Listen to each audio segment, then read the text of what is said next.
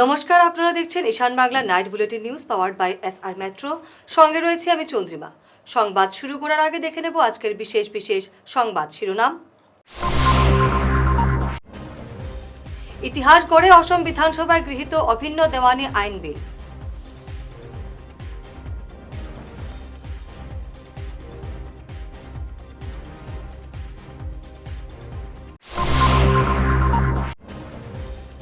বরাকে হাইকোর্টের বেঞ্চের দাবিতে 30 মে থেকে গণস্বাক্ষর অভিযান।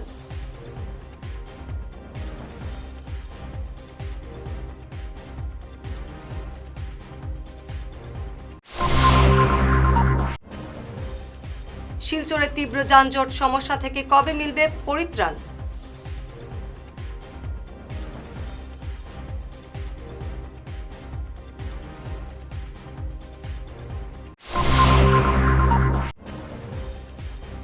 রাঙ্গিরখাড়িতে অবৈধ স্ট্যান্ডের দাপট, তীব্র যানজটেও নীরব প্রশাসন।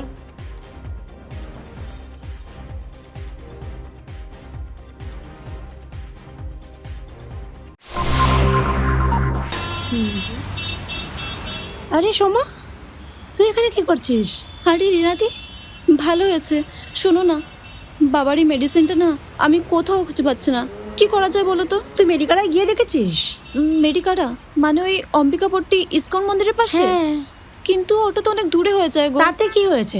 প্রায় সব ডাক্তারের প্রেসক্রিপশনের মেডিসিন মেডিকালায় পাওয়া যায়। তাই নাকি? হ্যাঁ, তবে শুন, তুই যাবার আগে ওদের মেডিসিন এনকোয়ারি সেকশনে একটা ফোন কিংবা হোয়াটসঅ্যাপ করে নিবি, ব্যাস হয়ে যাবে। থ্যাংক ইউ রিনাদি, থ্যাংক ইউ সো মাচ। আরে। তুমি আমাকে নাম্বারটা এখনই হোয়াটসঅ্যাপ করে দাও প্লিজ। হ্যাঁ হ্যাঁ, দিচ্ছি।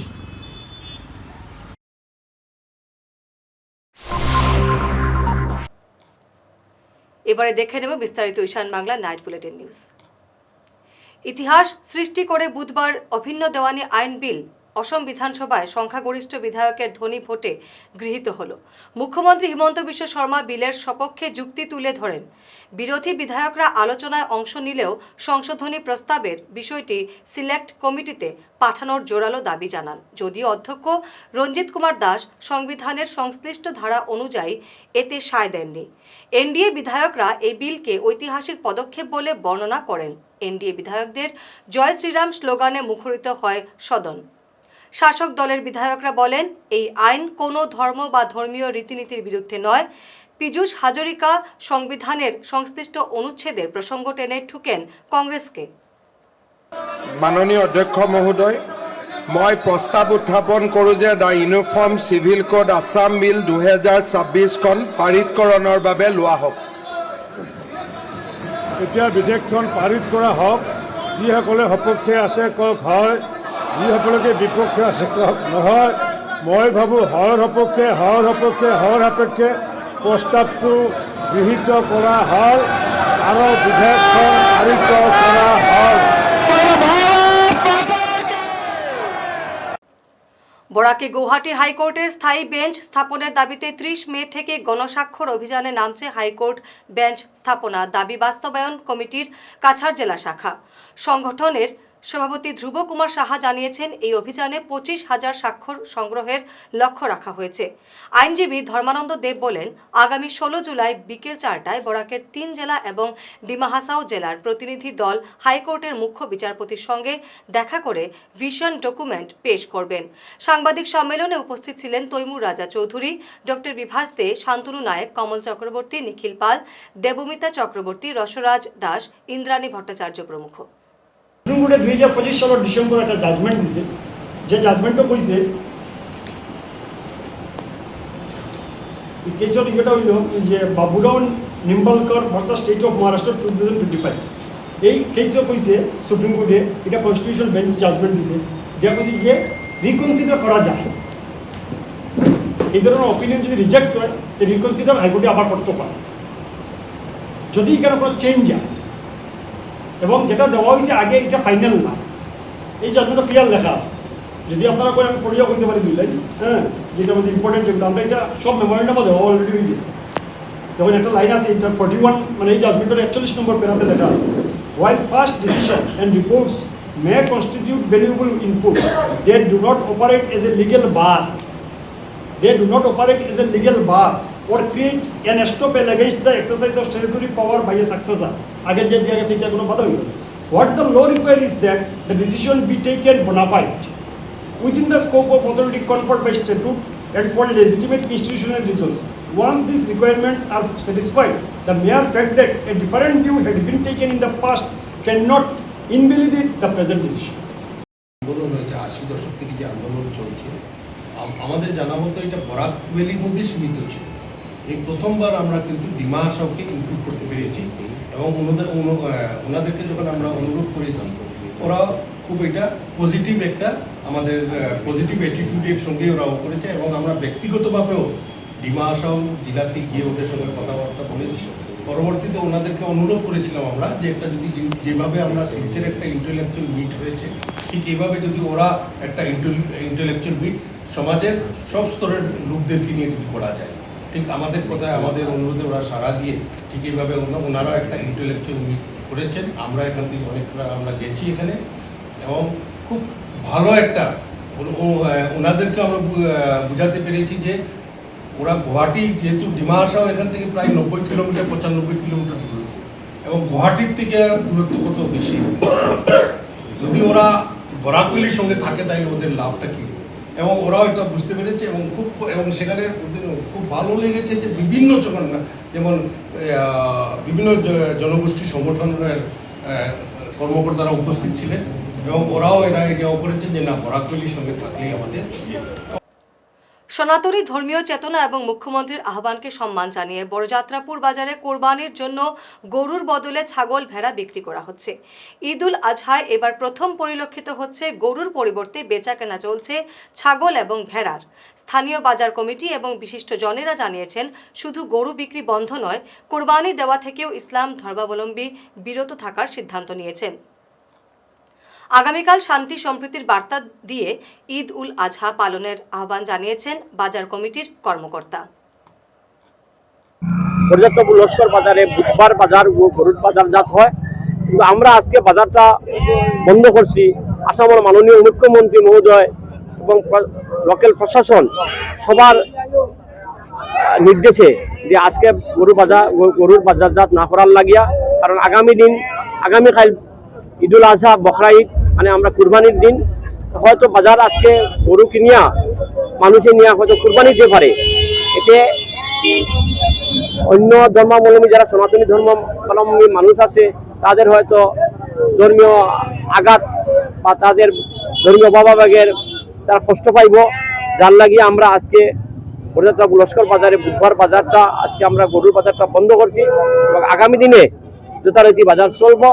এবং মাননীয় মুখ্যমন্ত্রী মহোদয় বারবার সদনেও তিনি অনুরোধ করছেন এবং তার নির্দেশে আমরা বাজারটা আজকে বন্ধ করছি।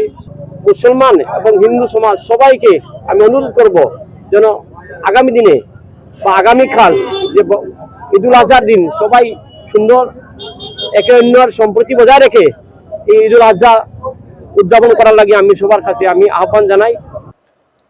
শিলচর শহরে যানজট সমস্যা নিত্যদিনের ধারাপাত। এ নিয়ে সংবাদ মাধ্যমে প্রায়ই শিরোনাম দখল করলেও প্রশাসনের তরফে আজ অবধি কোনো পরিকল্পিত পদক্ষেপ গ্রহণ করা হয়নি। শহরে কান পাতলেই শোনা যায় এমন কথা।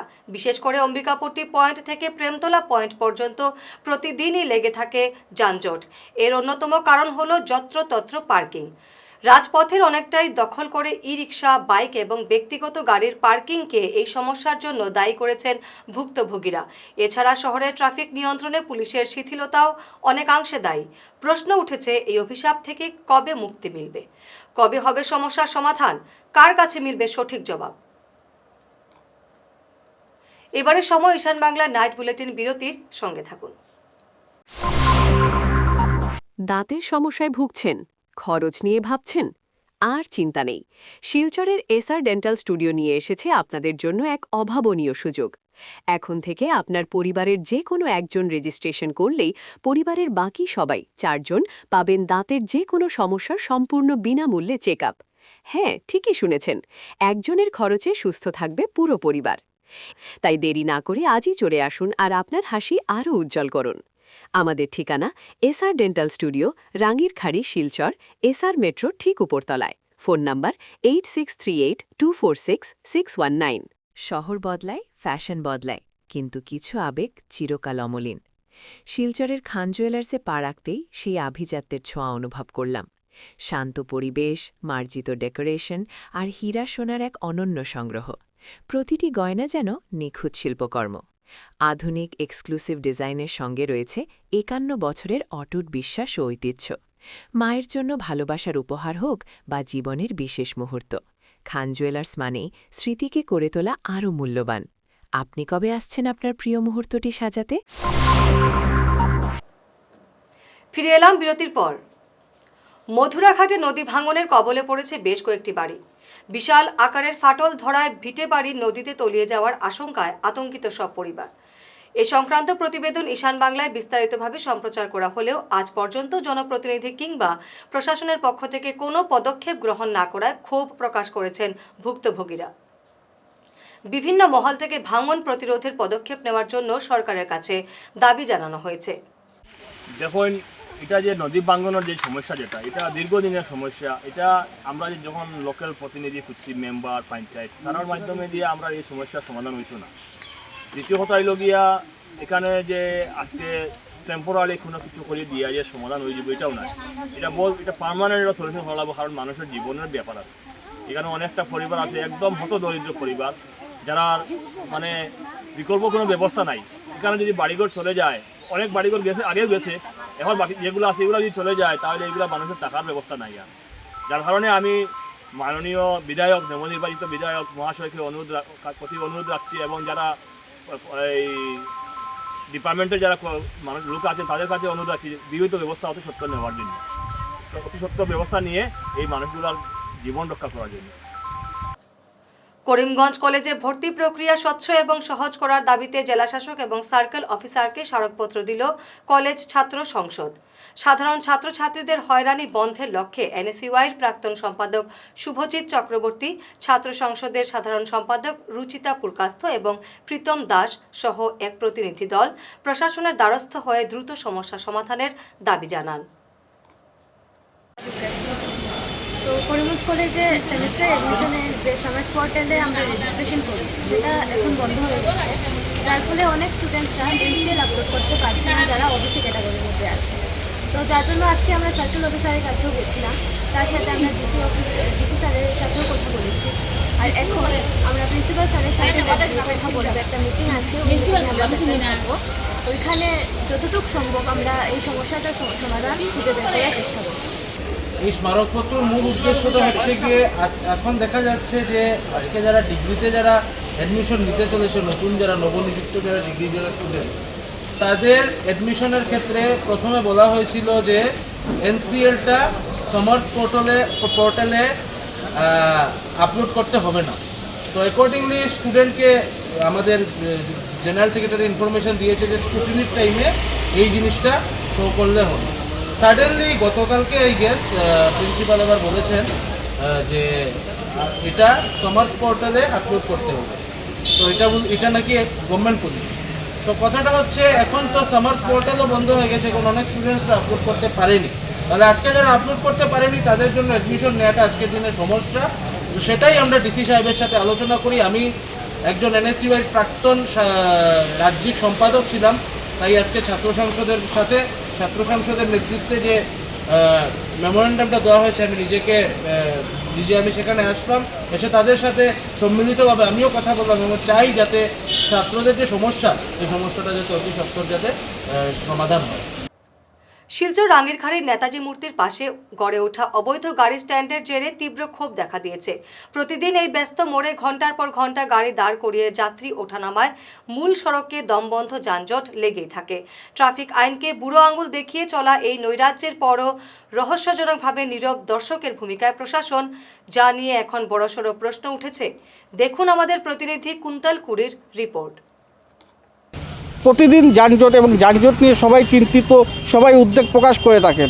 কিন্তু শিলচর শহরের বিভিন্ন পয়েন্টে মোড়ে যে স্ট্যান্ডগুলো রয়েছে, আমরা আগেও এ নিয়ে প্রতিবেদন করেছি এবং আজকে আমরা রয়েছি রাঙ্গিরখাড়ি পয়েন্টের সামনে। আপনারা দেখতে পাচ্ছেন প্রতিদিন এখানে ট্রাফিক পুলিশের সামনেই এখানে গাড়ি স্ট্যান্ড, সুনাই এবং আপনার ধলাই বলুন, ওই জায়গা থেকে ট্রাভেলারগুলো যায়, ওইখানে যাত্রী ওঠানামা করে। ওই স্ট্যান্ডগুলো কি বৈধ না অবৈধ? যদি অবৈধ হয়ে থাকে কেন নীরব প্রশাসন, বা এর পিছনে কে রয়েছে মদতে? গাড়ির যন্ত্রাংশ চুরির অভিযোগে জসিমউদ্দিন নামে এক যুবককে আটকে পুলিশে সমঝে দিলেন লাঠিগ্রামের জনতা। ধৃত যুবক চুরির কথা স্বীকার করেছে। স্থানীয়দের অভিযোগ, এলাকায় মাদক ব্যবসা চলায় নেশার টাকা জোগাতে যুবকরা অপরাধ করছে। যুব সমাজকে বাঁচাতে মুখ্যমন্ত্রী হিমন্ত বিশ্ব শর্মার হস্তক্ষেপ এবং ড্রাগস ব্যবসায়ীদের বিরুদ্ধে কঠোর পদক্ষেপের দাবি জানিয়েছেন এলাকাবাসী। সকালে আমরা খবর পাইলাম যে লাঠিগ্রাম দুধপাতিল মেকুরজুম এরিয়া, যেটা বরকলা সমষ্টির আন্ডারে পড়ে, এইখানের মধ্যে 3টা গাড়ির সেল শুরু হয়েছে গতকাল রাত্রে। যে তারা একজন ছেলে, আমার লাঠিগ্রাম 3 একজন ছেলেরা তারা এখান থেকে নিত, নেওয়ার পরে তারা দিকের বিচার করছেন। করার পরে দেখা গেল যে হে আরও 3-4 জনের নাম হয়েছে, যে তারা একলগে মিলিয়ে তারা এই চুরি কাণ্ডটা মানে তারা একসঙ্গে মিলিয়া করছে। যাই হোক, এখন দরিয়া তার একটা আনা হয়েছে, আনাইয়া আমরা প্রশাসনের কাছে সন্দেহ দেওয়া হয়েছে। আরও 3 জনের নাম করেছে, এরাও 3 জনকে বর্তমানে মানে প্রশাসনে মানে পূজার দরবার লাগে। আর এটা হলো চুরি, তো দেখো আগে মানুষে শুরু করতে পেট্রোল চালায়, এখন বর্তমানে এটা শুরু করে সব নেশাগ্রস্ত, যারা যারা নাম করছি সব ড্রাগস এডিক্ট হল। এই ড্রাগস এডিক্ট, এই ড্রাগসটা যতদিন পর্যন্ত এই সমাজ থেকে মানে এটা আর কি শেষ করা হইতো না, ততদিন পর্যন্ত চুরিটা আমার মনে হয় না যে বন্ধ হইব। ওটা আমার প্রশাসনের কাছে ওটা আমার অনুরোধ, যাতে ড্রাগসটা যে বেচে যে কিনে তারা যদি একটা সাইজটা দেয় যদি, তাহলে আমরা তো মাননীয় মুখ্যমন্ত্রী হিমন্ত বিশ্ব শর্মা ড্রাগসের বিরুদ্ধে বহুত অভিযান চালাইতরা। এটা যদি আমাদের এখানে কাছাড় ডিস্ট্রিক্টের মধ্যে এটা যদি কোনো সাইবারটা যদি এনকাউন্টার করা হয়, ড্রাগস যারা সেবন করে বা ড্রাগস যারা বিক্রি করে, তাহলে ভালো হইব। এই চুরি কাণ্ডটা অবশ্যই আমরা এই এলাকার থেকে নিষ্পত্তি লইব ওটাও। আচ্ছা, এখন যে যারা আটক করছে পুলিশে, তার নামটা কি? যারা আটক করছে তার নাম তো হইল এমনি তারা ডাকুন মোড়া, বালা নাম হইল গিয়া। সংবাদ শেষ করার আগে শিরোনাম আরো একবার। ইতিহাস গড়ে অসম বিধানসভায় গৃহীত অভিন্ন দেওয়ানি আইন বিল।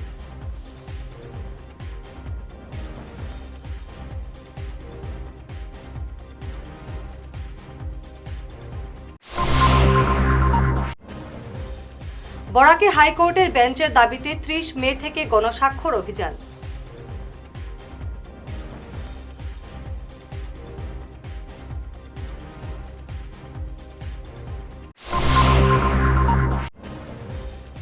শিলচরের তীব্র যানজট সমস্যা থেকে কবে মিলবে পরিত্রাণ?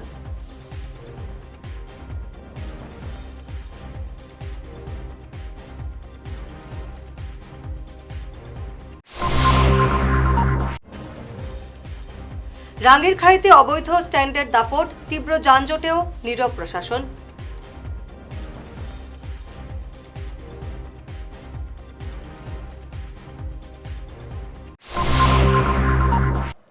আজকের মতো ঈশান বাংলা নাইট বুলেটিন নিউজ এ পর্যন্তই। নমস্কার।